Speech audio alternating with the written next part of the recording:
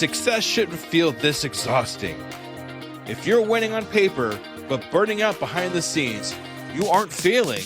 You're stuck in a psychological bottleneck called a hurdle of stop.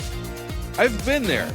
On the outside, things look great, but I was secretly burning out, convinced I was just lucky, and waiting to be exposed as a fraud. I realized I didn't have a business problem. I had a mindset block. Whether it's imposter syndrome, perfectionism, or fear or failure, these aren't just feelings. They are growth bottlenecks. Identify your specific hurdle and get one immediate action step to regain your momentum today. Go to tuepodcast.net/quiz. That's tuepodcast.net/quiz to take the 3-minute assessment and get your report now. Salutations, Skoobeliever. Do you have a dream of becoming an entrepreneur, but don't know where to start or even what to do? Where can I gather information quickly about what's in my zone of genius? Don't worry, Skoobelievers. I got you covered. Go to tuepodcast.net/AI prompt and check out an amazing set of AI prompts that will give you ideas, information, and articles to help you get across that start line. Once again, go to tuepodcast.net/AI prompt to get you started now. Good luck, Skoobeliever. Ladies and gentlemen, episode 50. Woohoo!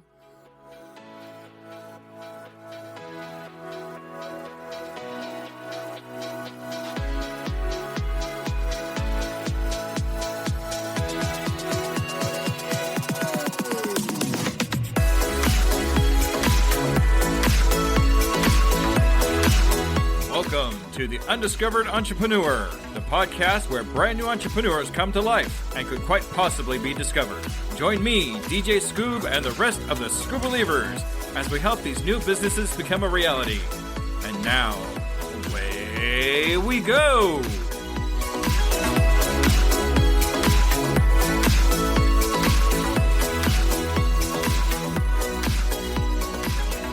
Salutations, Skoobelievers, and we are here with episode 50. That's right, the big 50. I can't believe I made it to this point. I'm so excited to be here. So I decided to do something a little bit different for my 50th episode. I decided to put together my top 10 episodes, or moments, I guess I should say, in the Undiscovered Entrepreneur, and the people that I've come across.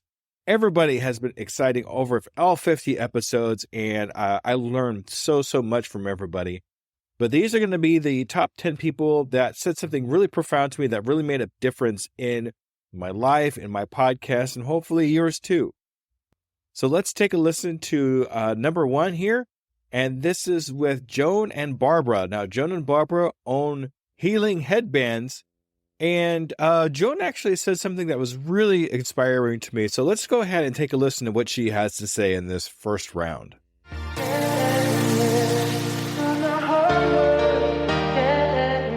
We've had 3 fundraisers in total, but one of them was not one was really just a welcoming from the community to, we had just changed our location, and we're in a beautiful life center where people come and have events and do yoga and do special workshops for health.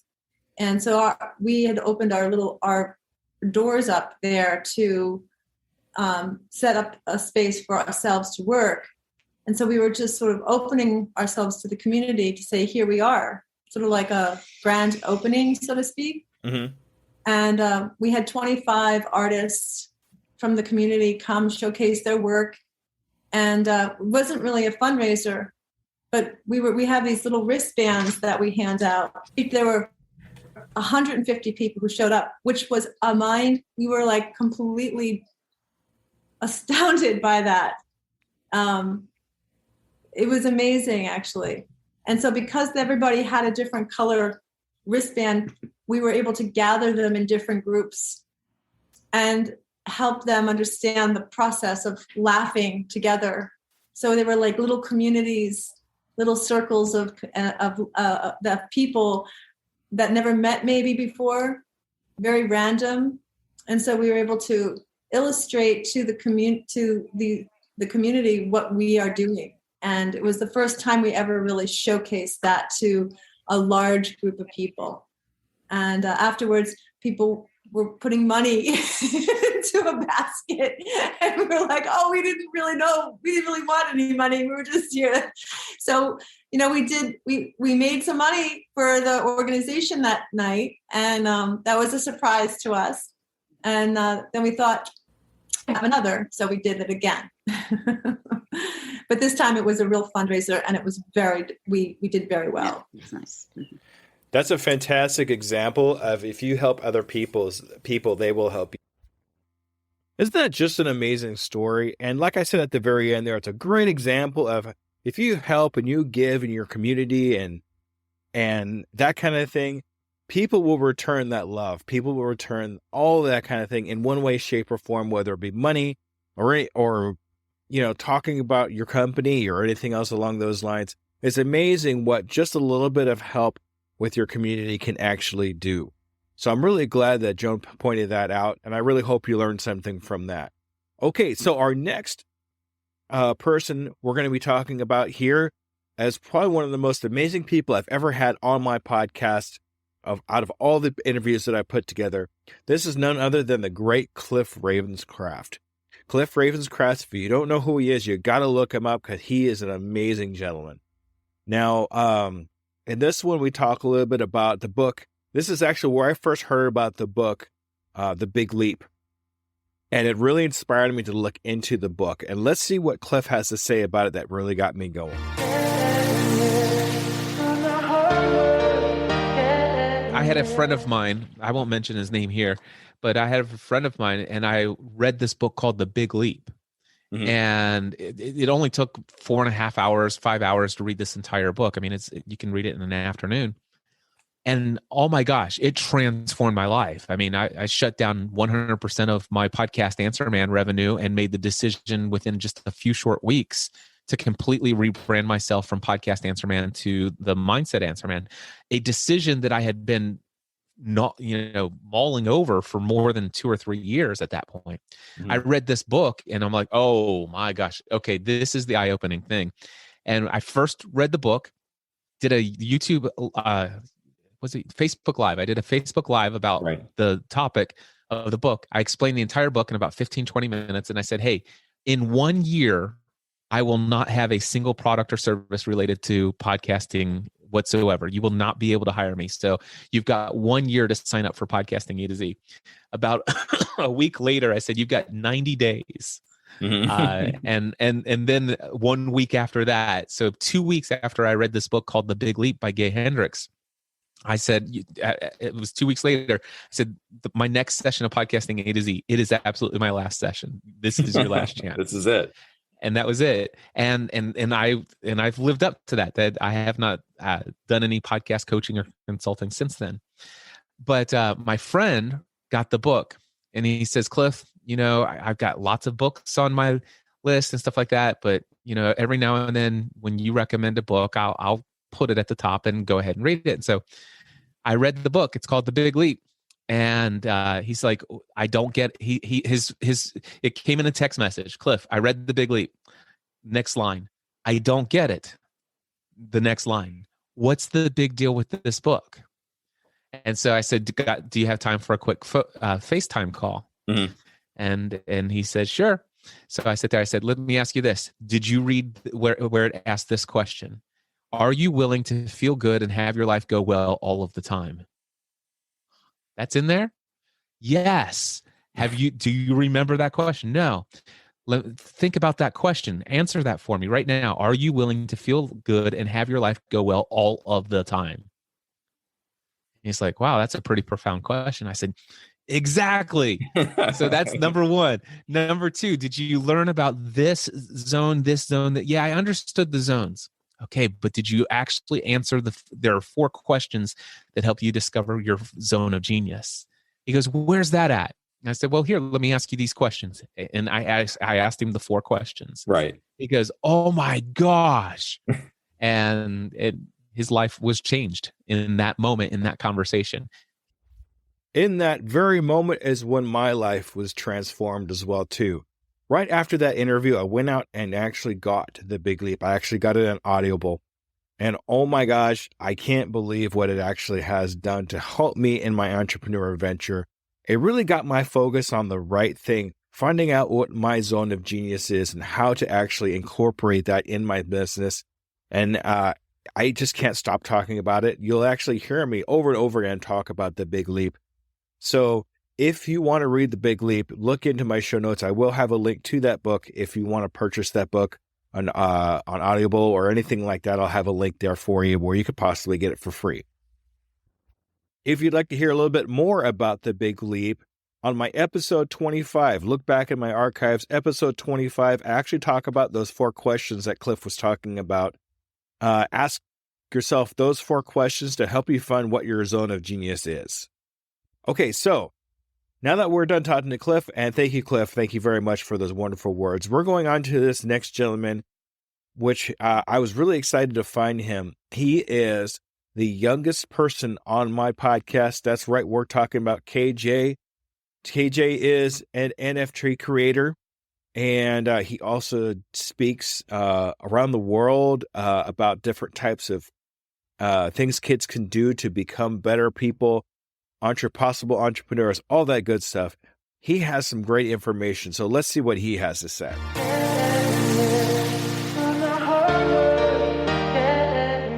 That's one thing I said to my family all the time, because I have one of those supportive families out there. Like when I flew out to LA, I live all the way in Massachusetts, as I said earlier. When I went to LA for my presentation in NFT Expoverse at a panel, my aunts came, my uncles came, my cousins came. Like it was just this big, giant fiesta. And in one of my supporters, who who I can really call my dear friend / brother, actually came as well. Like I've never met him in person until that event, and I felt like that was so amazing, so inspirational. So I've said to my family many times, I'm gonna make it up to you. I'm gonna give back to you. And they're always like, no, there's no worries. I did it because I want to see you prosper. But in reality, I want to give back, and I want to make sure that they're set for life too. Yeah, that get you that warm, fuzzy feeling inside, knowing that you've helped out after everything you've put out for yourself. Now let's give it to other people. Absolutely. All right, some great words from KJ, and I am so glad that I was able to have that opportunity to be able to talk with him. It's so amazing to be able to have a family that supports you in everything that you do. And it's always important to find somebody that's going to support you in what you do when it comes to your entrepreneur adventure or anything else for that matter. So along your entrepreneur adventure, look for people that are willing to help you, willing to encourage you, willing to point you in the right direction. Those positive things will help you as you go along. All right, so coming up next with our top 10, we are talking to a gentleman that was really inspiring to me, not just for what he's doing as his entrepreneur adventure, but his mindset and how things work for him. We're talking to Sam Mars. Now, Sam Mars is creating a application for servers, which is kind of close to my heart because, heck, I'm a server. It's one of my 2 jobs. And what he's doing is help fill spots as we need to start a following, because having a server, if you could get a following, is such an amazing thing to have to help things along. But he says something here that was really profound to me and something that was really close to my heart. So right now we're going to listen to Sam Mars. There's 2 quotes I keep with me. One is from an anime, one is in real life. And the real life one I actually tattooed on my back. It's from Rocky. It says, "It's not about how hard you hit. It's about how hard you get hit and keep moving forward." Yes. I love that one so much. Yes, that is amazing. Keep me going. Oh, yeah.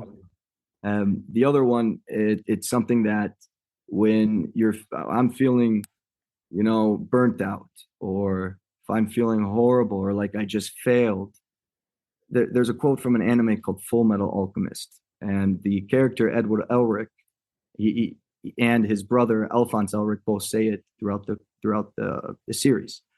It says, humankind cannot gain anything without first giving something in return. To obtain something of equal value must be lost. That is the law of equivalent exchange. before you get anything you want, you will be taken down a couple notches. You will lose some things. And I've taken that throughout all of my entrepreneurial journeys, and it's made all the difference. It gives me gives my brain the okay to feel bad for a minute, just so it can think about what it obtained. It's okay with loss as long as I get. It's okay with giving up as long as I make up for it. It just sucks in the moment when you're losing something for something else. You can understand what you're losing to gain, so you have to not look in the rearview mirror, look in the front. Look what you're going to get, not what you're giving up. And those two things I come back to a lot. And it really does boil down to getting through that failure or getting through that negative part in your life to move on to something more positive because of that I'm tearing up right now. I kid you not, Sam, because that actually also means a lot to me. I'm a huge anime fan. If anybody listens to any of the other podcasts, I don't talk about anime too much on my podcast, but if anybody listens and knows about my life, I've been watching anime since Akira. So nicely done. Thank you. Yes. So, but that really does get into a lot of great philosophies of, even though we experience negative things, as long as we can persevere through those negative things, positive things are on the horizon. Positive things are on the other side because of the rule of reciprocity. So I appreciate that, Sam. Thank you so much for that. And I'm definitely gonna be clipping that out too. And clip it out, I did. And here it is again. Once again, one of my favorite moments in Undiscovered Entrepreneur, talking to Sam Mars. And both of those sayings really, really, if you couldn't tell by my reaction, really have a lot of meaning for me.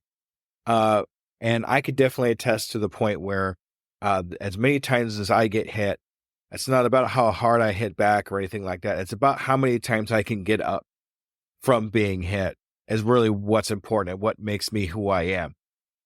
Definitely keep that in mind in your entrepreneur adventure.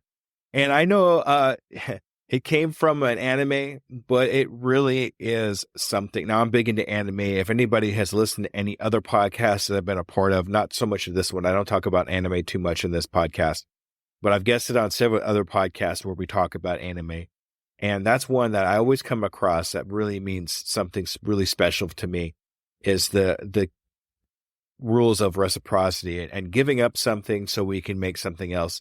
You'll see that happen during your entrepreneur adventure where you feel like you have to give up something, whether it be time, money, anything like that, to be able to get something back that's even better, that's even more powerful than what you started with. So always keep that in mind as things go along, and you'll see how things work out for you. All right, moving on to our next person. We are talking to Isaac. Isaac is a gentleman who works with branding and helping companies find their personal brand and their company brand and things of that nature. And I was really glad to come across Isaac because he had a lot of great things to say about branding and how he helps.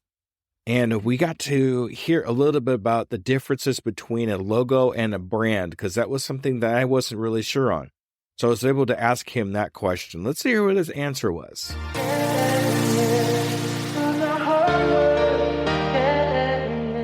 So can you maybe define a brand for me?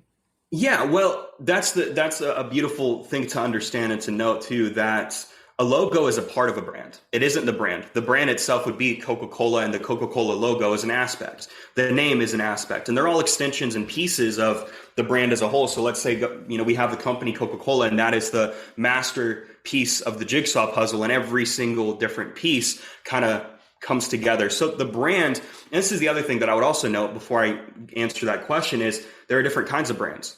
There is a personal brand. There is a company brand. The podcast has a separate brand. If you write a book, your book has a separate brand. But they're all tied together in some fashion. And so your personal brand is who you are. It's what people know you as. Now, on a technical side, the company brand is what people know of, what people think of you. And when it comes to a company, you see, when you have a personal brand, you don't have to create personality traits or characteristics. You don't have to give yourself those traits. But when it comes to creating a company, you have to determine what is it going to stand for? What are the value what's the value proposition? What are the key pillars of, what we're about? What are we trying to accomplish? What is our mission? And so the brand is ultimately what it is. And then marketing is the vehicle and the way that you get more people to know about you or about your company. And so it's not just a logo. It's not just a name. It's not just, some marketing copy. All of it is a part of the brand. And I know it's a super, long-winded answer, but it's a complex question, and complex questions oftentimes have complex answers. No, that's okay. But it's important to get this all out just in case somebody has that question, so I want to make sure that's understood. I'm really super happy that Isaac was able to make that distinction for me. That was a question I've had for a really long time in my head, and I was really glad he was able to answer that for me. So just in case somebody had a similar question to that, I wanted to make sure that that question was answered in a really good way. So thank you, Isaac. I really appreciate your knowledge and branding. All right. So next is somebody who is really special to me and who was actually my episode 2. That's none other than Philip Hughes. Now, Philip Hughes is the creator of Elementary Analytics, and you've probably heard that a couple of times from me. I actually ran some commercials for him in my podcast, some affiliate links and all that kind of thing. So he really is special to me, and what he did for me becoming my very first affiliate. So we talk a little bit here about how we take information, whether it be good or bad, and what we actually do with it. Also, we get into a little bit about starting now and why we got to start now. So let's listen to Philip Hughes.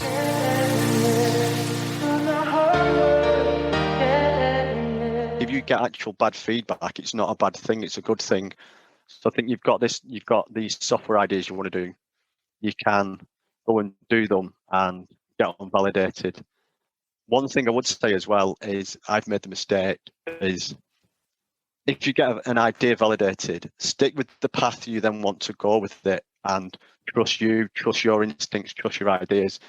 Because especially with elementary analytics in the early days, I think I delayed maybe even up to 12 months really pushing it out to people, because it was always like, oh, well, it should be doing this, or it should be doing this, or it's not in depth enough, or there was always someone's opinion that was influencing me. And what I'm learning now is basically, yes, listen to the advice, but what you want and what your idea and vision of it is, just stick to it and be very disciplined and focused on it, because no one's going to know more about your product. No one's going to be more passionate about your product than you, and no one's going to be as committed to the product as you. So don't then get disheartened with it because it moves away from what you want. Just stick to your guns and stick to your vision. I think that's one of the advice I give to people once you've validated that your idea has got legs, basically. That's fantastic advice. Yeah, definitely. The book that you're talking about, and one thing that you touched on too is trusting your gut. I think trusting your gut, and because you're the one person that's really putting this together, is probably one of the most important things that you should really consider. And instead of, like you said, don't just, not listen to everybody, but make sure that you trust in yourself into taking the positive things that you get from other people and incorporating that into what you're doing. But you got to make sure you check with your gut first and make sure that's right with you. So that's awesome. Good stuff. It's actually a little bit funny looking back at that video of me, if you watch this on YouTube, and to see the difference between the picture quality and my reactions on the camera and things like that. That was very almost cringy to watch, but hey, like we say, we got to start somewhere, right? But I really want to thank Philip Hughes for being my second interview in that whole podcast, and being, I don't know, just an amazing person to be able to talk about the things that we talked about. So I just want to go ahead and throw in here, if there any of this that you really want to listen to, if you want to listen to the whole episode, look down in the show notes. I will have links to every one of these podcasts if you want to listen to them. So thank you, Philip, and thank you for the amazing information. All right, next we're going to talk to my second most downloaded interview, And that is with none other than J. Robert Parker from Twin Ravens Hypnotherapy. And man, this is actually one of my follow-up interviews that I had with him. We waited 6 months it's supposed to be 6 months, but I think it was closer to a year before we're actually being able to pull together this follow-up. And he had some great, great information and stories to tell. Let's listen to this one. My big goal that I realized this year professionally is kind of, I guess it would be my private mission statement, less so than my public mission statement. Just kind of what your business means to you. And so for most of my life, I didn't get help. I didn't go to therapy. I didn't do any of that thing because I didn't feel like anyone spoke to me or heard me or anything like that, and suffered for it greatly. And so I've decided that my goal, my mission, so to speak, is to be that person, be the person that I needed for all those years. And that if I could do that, if I can be that, then for one, I fulfill something needed in myself, but I also speak to people who would never previously have gotten help.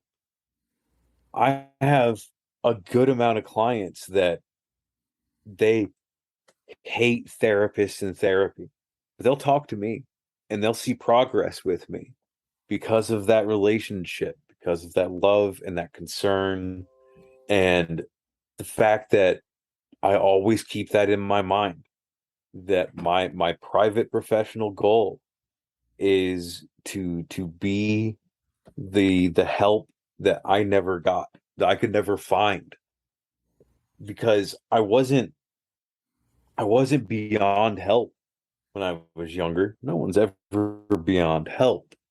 There was just not the voice to speak to me. And the only way to get that voice was to be that voice. So that's kind of one of those things that drives me in doing this work. So roundabout answer, but No, I mean, you're basically fulfilling your own need. yeah, exactly. It's really what that boils down to. So it's like, if I can't find it, I'll be that person that I needed, because you know what? There's going to be other people out there that are. I wasn't the only one. Yeah. Yeah. So, it makes perfect sense.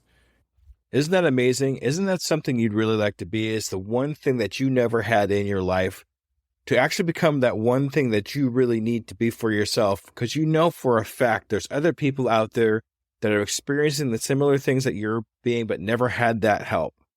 So J. Robert Parker really decided to be that person he never was able to have in his life. And now he's helping hundreds and hundreds of other people have that person. So J. Robert Parker, thank you so, so much for being the person that you are and helping other people out there that are going through similar problems that you had when you were growing up or in your lifetime or anything along those lines, and being the person who you are. Thank you so, so much. All right, the next person we're going to talk to here is probably one of the most amazing people I was able to get on my podcast. She has been a podcaster for a really long time, and she has such an amazing way with words and her presence on podcasts and speaking. And she actually, I actually met her through, not directly, but through Pat Flynn, which was an amazing thing to begin with. So we're talking about Esprit Devore. So let's listen to what she has to say about one of her failures being actually one of her biggest successes.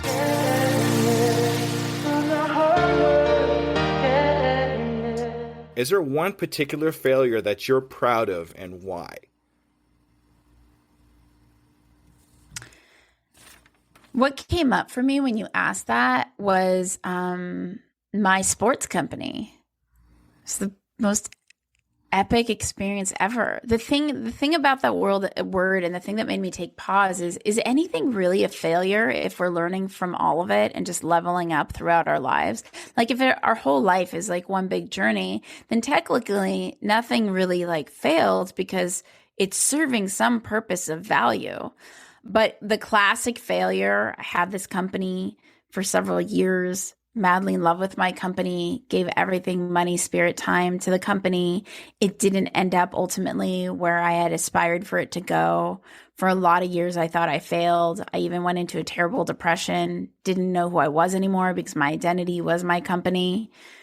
If I had to do that company all over again in the exact same way with the exact same failure, give it to me 20,000 times.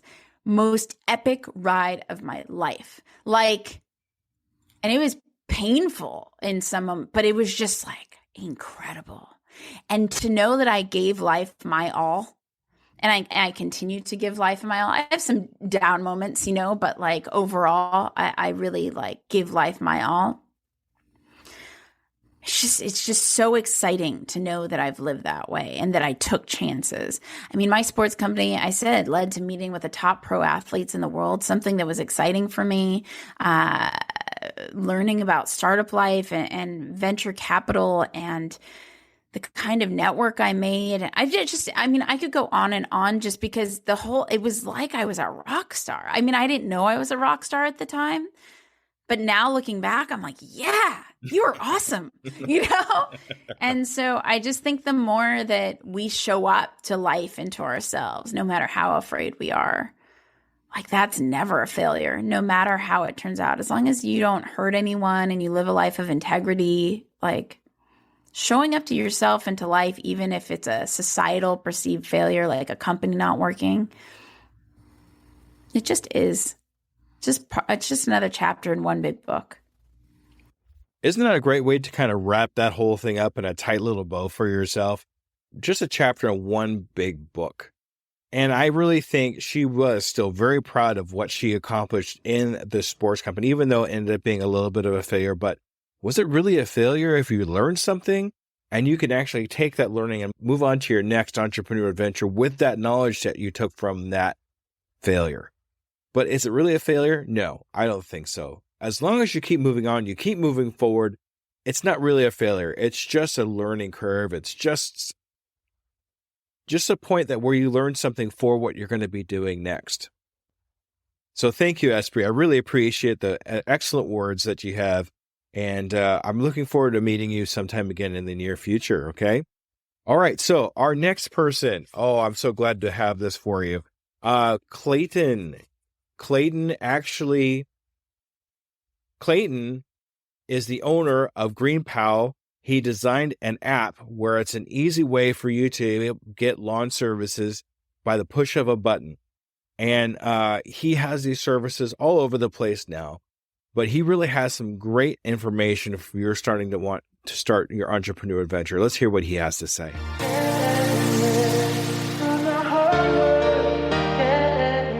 For a decade, learn from people who have done big things that are similar to what I'm trying to do. And they were critical and pivotal in terms of me kind of reinventing myself. I think as an entrepreneur, you're doing three things at once at all times. You're working in the business. You're just kind of keeping the business going, the best you can. You're working on the business. You're developing systems, processes, routines, strategies. And then the third thing is you're working on yourself. You're reading books, you're listening to podcasts, you're going to YouTube University, you're listening to audiobooks on Audible, all of these things. You're carving out time on a daily or weekly basis to work on yourself so then you can level up. And I think asynchronous mentorship is a big way to do that. Big name people who don't have time to talk to people at a lower level but have done big things, they're putting out all of the secrets. Just learn from them. You don't have to take them to Starbucks. That'd be kind of cool though, wouldn't it? Would be. Maybe I'll get there one day. But until then, I got to learn passively. Yeah. You and me both. I actually talk on a lot of my podcasts about self-education, how important it is to be able to educate yourself as you move along your entrepreneur adventure. And like you said, virtual mentors. Pretty much all my mentors are virtual myself. If I haven't talked about them enough, Pat Flynn is one of my biggest virtual mentors. I listen to a lot of his podcasts, a lot of his books. And it's amazing how much information you could absorb, even on a daily basis, if you carve some time out for yourself to be able to do that. And being able to work on yourself. Now I've heard about, working on your business or in your business. But I think you're the first person that actually mentioned working on yourself along in that list. And I think that's really super important to be able to work on Three yourself. things. Yeah, 3 things. Exactly. To be able to work on yourself as you're moving along, as you're going on your entrepreneurial adventure. So that's great. I really appreciate you pointing that out. That's amazing. Yeah, and I think it was Michael Gerber wrote a book called The E-Myth. And that book is about the first 2 points, working in the business and working on the business and knowing the difference between the two. Somebody needs to come along and write a sequel, the working on yourself piece, because you as the founder are going to have to get good at like 20 or 30 things: basic bookkeeping, basic leadership, basic copywriting, good design, good customer service systems, marketing, social media marketing, learning how to run an email campaign, learning how to run a referral campaign. Like, so you got to learn how to do these things. And I think a lot of times when you're founding a business, like what you are taking in terms of educational content is like block and tackling for whatever stage of the game you're in, whatever level of the game you're at. Like maybe you're on level 1 and you just got to get your first 100 customers.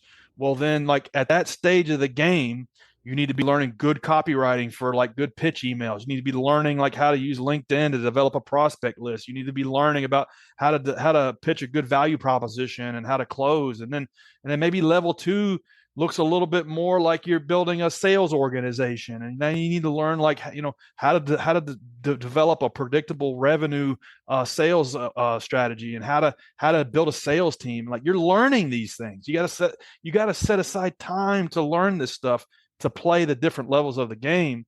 And somebody needs to codify that into a well understood, I guess, framework. So there's a book idea for somebody. I might steal that one. Hope you don't mind. There you go. All three at once. All 3 at once, or at least the last one, the most important one, because, like you said, in E-Myth, the first 2 are kind of covered, but I haven't read or even talked about or heard anything about that 3rd one, working on yourself. So, okay, that's awesome. I'm actually kind of excited about that. Working on yourself. How important is that? I think it's extremely important. So, I mean, like, being able to not just work in your business, but on your business, but also working on yourself is so pivotal in your entrepreneur adventure to make sure you're in top condition to be able to do what you need to do to help your business succeed. This is something I'm always thinking about. This is something that I'm always trying to get across to people, is to always work on yourself. Sometimes it could be difficult, but it's something that we can always work on.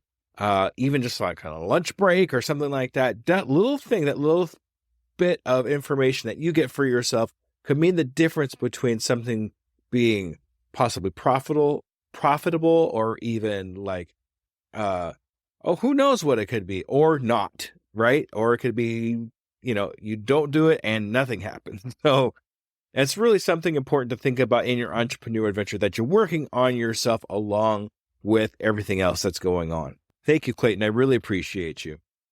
All right. So this next one is a very big honorable mention. I really wanted to make sure to have this in there. He is none other than Dennis Mallon. Now, Dennis Mallon was a very famous actor, had a lot of great commercials under his belt and things along those lines. Unfortunately, not too much longer after I did this interview, he passed away in a car accident.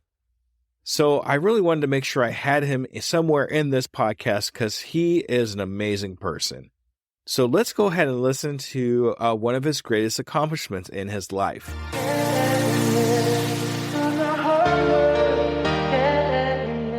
You've done commercials, you've done television, movies, things like that. But do you have 1 or 2 things that just kind of stand out in your mind? Sure. Yeah, my son, my daughter. There you go. So tell me about them. If they're going to be your greatest accomplishments, I want to know about them. What are they? Dennis is 23. Lauren Ashley is 17. Sorry. Yeah, just my kids, my family. You know, it really, they mean the world to me. They really do. You know, we need a reason to do what we do. We need a reason to hustle the way we hustle. And, you know, if I can leave this world better than when I got it, and if I can create something for them, a legacy for them and for my grandkids someday, that's what it's all about as far as I'm concerned. So that's by far my greatest accomplishment. Now I'm a divorced father, and it's like anything else. With that comes certain challenges, et cetera, et cetera. But, you know, you do the best you can, but I'm so proud of those kids. Dennis being 23, he's in college right now. Lauren Ashley is going to be graduating from high school this year. And they've overcome a lot. They've overcome a lot. I've had them with certain commercials. Like, sorry, I don't take them to Disney unless we're working. Right. You know? So if there's a gig in Disney and you need kids, I'm like, hey guys, you want to go to Disney? Yeah, and we're getting paid. So they've been very flexible that way with me, and they're just very patient. And I really, you know, you read your mission statement, you read your goals, your affirmations. It's all about leaving a legacy. You know, legacy of a body of work, legacy of financial legacy of being a good example, being a good human being, and affecting people's lives, hopefully affecting everybody you touch positively. And that's why I take this stuff so serious, because even if people go out to see my movies, what does it cost to take a family out these days? I don't know, let's say $100 between babysitting, parking, tickets. You want to have popcorn. What's it cost? I don't know. So I take a lot of responsibility, and I'm really blessed that my responsibility, my roles, and everything that I'm doing is getting bigger and bigger and bigger, because I take it so serious. Now, just like Tom Cruise, when Tom Cruise is on set, it's like being on vacation, because he loves what he does so much. I love what I do so much. And it truly is a lifetime of work, Jesse. After this interview, I really did get to think back to my kids and how much I love them and how much I want to leave a legacy for them to kind of live through and be with. And maybe when I'm gone, they'll understand me and what I'm trying to accomplish, and hopefully they see what I did for them. It's really important for me to leave a legacy for my children, and just for them to know how much I really love them. So, Jesse Jr., Elaine, and Shiloh, all three of my kids, I love you very much. And I hope we can work together and leave a legacy for the grandchildren that are coming up here. Because I know my daughter has a grandchild that is, I think, going on 6 now. And it looks like I have another grandchild on the way. So let's make the world a better place for them. All right, we have gone down to our last of our top 10 interviews and happenings on the Undiscovered Entrepreneur. So the very last one here, first of all, I need to apologize. After a long search, I could not find the video that goes with this. But it was really important, because he says probably the most profound thing that anybody has ever said on my podcast. And it is none other than Dragosh. Dragosh is a beekeeper. He actually inherited a beekeeping company from his family from 5+ generations ago. And he actually says something I think is probably one of the most profound things. So let's listen in to see what that actually is.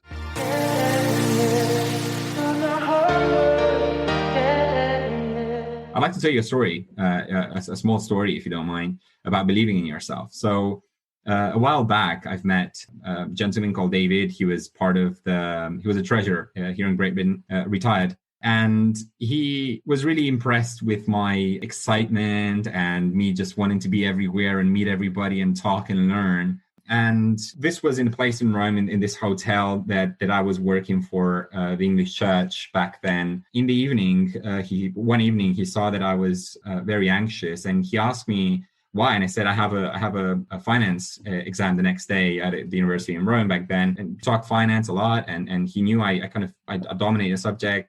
And he was like, why are you anxious though? I was like, I don't think I believe in myself. We used to play chess together a lot, right? So we sat down at the table. This is one of the most beautiful, motivating stories for me ever. We sat down and we played this game of chess, and he beat me. But he did something very, very interesting. At the end of the game, he just put two pawns on the chessboard, and he took one of them and said, Dragosh, my friend, you're an incredible human being, but I want you to remember something, that even this pawn can become a queen. And I know, for me, it was such a deep thing. He was trying to say that you have to believe in yourself no matter what, that no matter what, you can accomplish everything.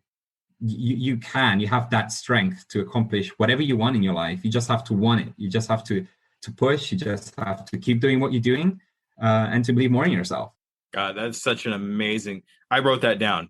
I got to tell you, even this pawn can become a queen. That in itself is just even motivation for me, saying that no matter what I could do, even if I'm the smallest per person in this, if I work hard enough and I believe in myself, I can become king, queen, whatever your perception is.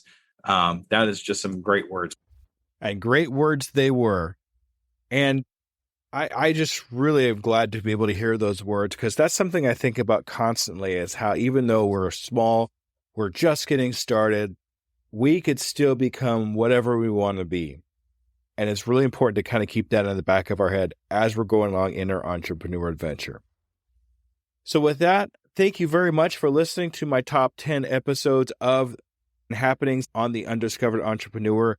It's been a really great pleasure to have you for these first 50 episodes, and I really hope to have you for 50 more. Once again, if you want to listen to any of these podcasts in full, look into the show notes, where we will have links to all those episodes. We'll also have links to the Big Leap book that we talked about with Cliff Ravenscraft. Yeah, thank you so much. Keep in mind, too, I am still doing my group coachings that we're having times to put that together right now. If you would like to be a part of that, please look into the show notes and email me at doingitoday.coaching@gmail.com. And with that, thank you very much for joining me, and have a great evening. Goodbye, everybody.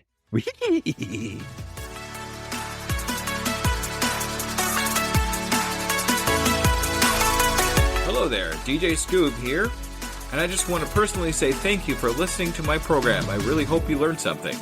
Tune in 2 weeks to listen to another brand new entrepreneur. And remember, I can, I am, I will, and I'm doing it today.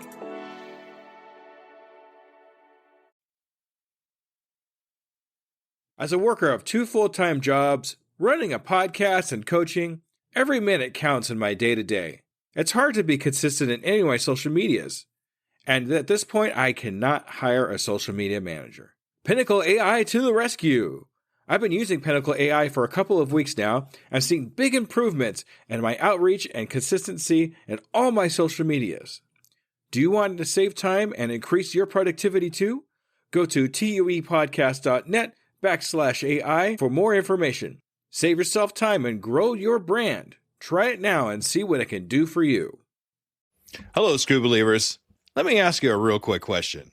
How many cups of coffee have you had today? 3, 5, 7? And let me guess, you've got a Red Bull in the other hand just in case, right? Yeah, I see you. Now here's the truth bomb nobody wants to hear. You're not building a business. You're building a caffeine dependency. Listen, I get it. When you're grinding 12, 14, 16-hour days, you're building something from nothing. When you've got payroll to meet, investors to impress, and visions that won't wait. You need fuel. But what if I told you that the fuel that you're using is actually slowing you down? What if the very thing that you think is keeping you sharp is actually making you dull? Enter Rise Coffee. This isn't your grandma's mushroom tea. This isn't some hippie wellness trend. This is science meets performance. And here's what makes Rise different.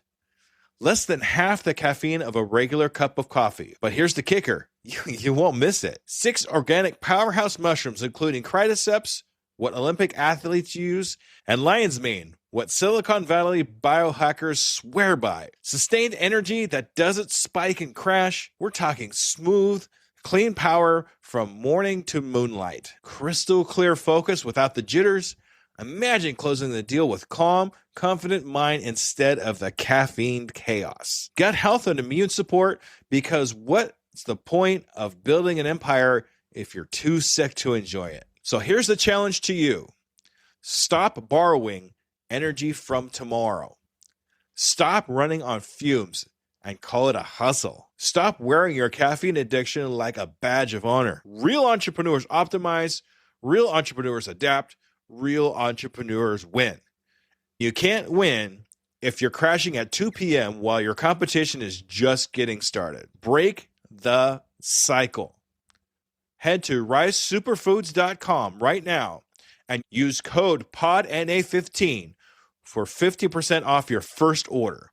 That's PODNA15 for 15% off. Try it for 30 days. If you don't feel the difference, if you don't feel sharper, calmer, more focused, more alive, then go back to your 6-a-day cup habit. But I'm telling you, you won't, because once you feel what real energy feels like, you'll never go back. Ditch the addiction, fuel your empire, and rise up. Rise Coffee, energy that builds, not burns.